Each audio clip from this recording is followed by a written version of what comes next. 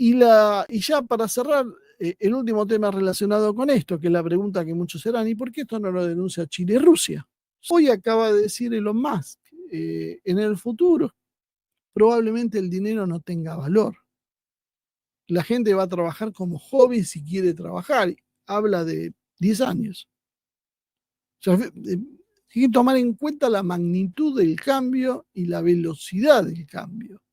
Y nosotros todavía vemos que la gente manda a sus hijos a estudiar idiomas. Es casi una anacronía. Es como estudiar hoy, no sé, cómo construir, cómo elaborar una tintura para pintar una piedra en una pintura rupestre. Más o menos así. Ese es el sentido que tiene lo que está pasando. Y ya para cerrar, el último tema relacionado con esto, que es la pregunta que muchos serán, ¿y por qué esto no lo denuncia Chile y Rusia? Si lo sabés vos, que estás sentado delante de una cámara perdido en el mundo, ¿cómo estas grandes potencias no lo denuncian abiertamente? Si ellos seguro lo saben. Porque aquí hay un problema. No pueden demostrarlo sin primero revelar sus propios métodos de inteligencia. Para acusar a Estados Unidos necesitan presentar intercepciones de material, agentes infiltrados, información sensible del laboratorio, pruebas obtenidas a través de espionaje. Esto significaría, en primer punto, quemar fuentes reales de información, que después no las van a tener disponibles, porque vas a tener que blanquear cómo lo conseguiste. Redes, métodos y capacidades, o sea, es cegarse a sí mismo para el futuro. Y en la geopolítica real esto nadie lo va a hacer, porque además significa ir a un conflicto mayor, es ir a la guerra. Si rompen determinadas pautas, es una guerra directa. Entonces todos prefieren insinuar, demostrar a través de proxies, de terceros, dar a conocer, pero no revelar pruebas concretas que los incriminen, porque eso sería un suicidio estratégico. Denunciarlo formalmente equivaldría a escalar a un conflicto directo, a una acusación abierta y comprobable, que sería básicamente un acto de hostilidad mayor, una causa de guerra, una amenaza a la legitimidad del propio Estado estadounidense y sería un disparador de sanciones, represalias diplomáticas y básicamente una guerra militar directa.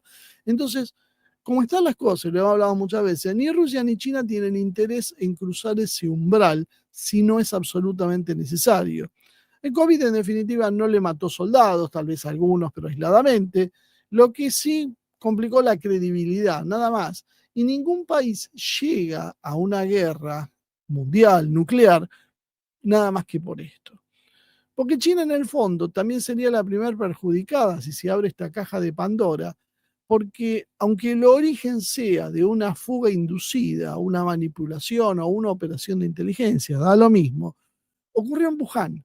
Y Wuhan es en territorio chino, es en un laboratorio chino, utilizaba protocolos chinos, con profesionales chinos, con investigadores chinos, lo cual básicamente sería un gran problema y abrir una investigación real expondría falencias, negligencias, corrupción y cadenas de favor que seguro que hay en China como hay en todos lados.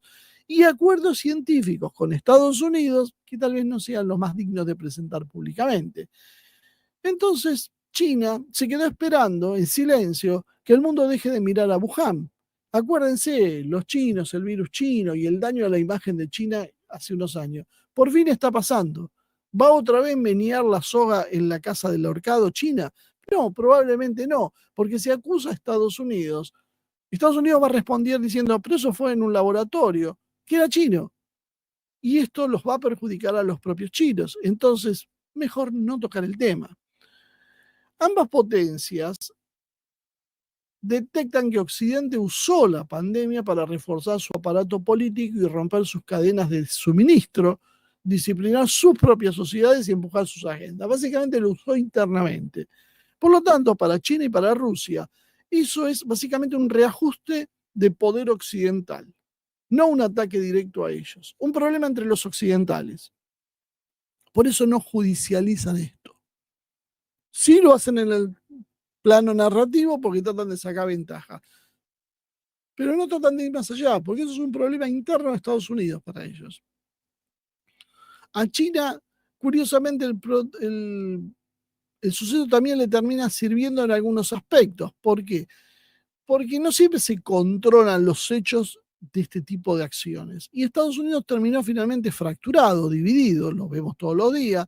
Europa está debilitada, llevada al colapso prácticamente, las economías de Occidente en general se fracturaron y la globalización se resetea hacia un modelo multipolar que beneficia a China, que es el Estado mejor fortalecido, con más control social previo, ya más organizado, y con un Occidente que no consigue articular una respuesta unificada.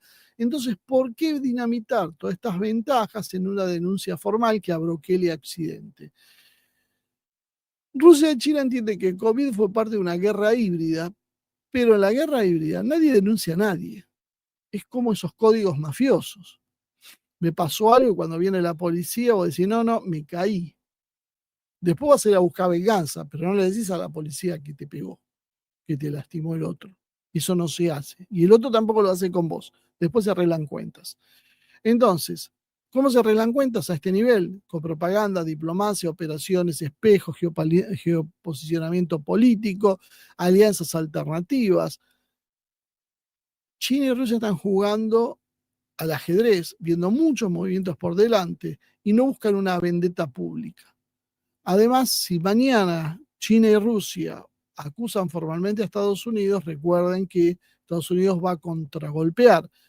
Esto se fugó en Wuhan, va a ser demandas internacionales, va a ser sanciones masivas y además tiene la prensa de su lado para manejar el relato y hacerle creer a la opinión pública su versión y no la que diga China o Rusia, más allá de las pruebas que aporten, que de hecho Rusia, ya les digo, ha aportado pruebas en, en las Naciones Unidas con respecto a los biolabs y no pasó absolutamente nada, porque la prensa decidió que no es tema.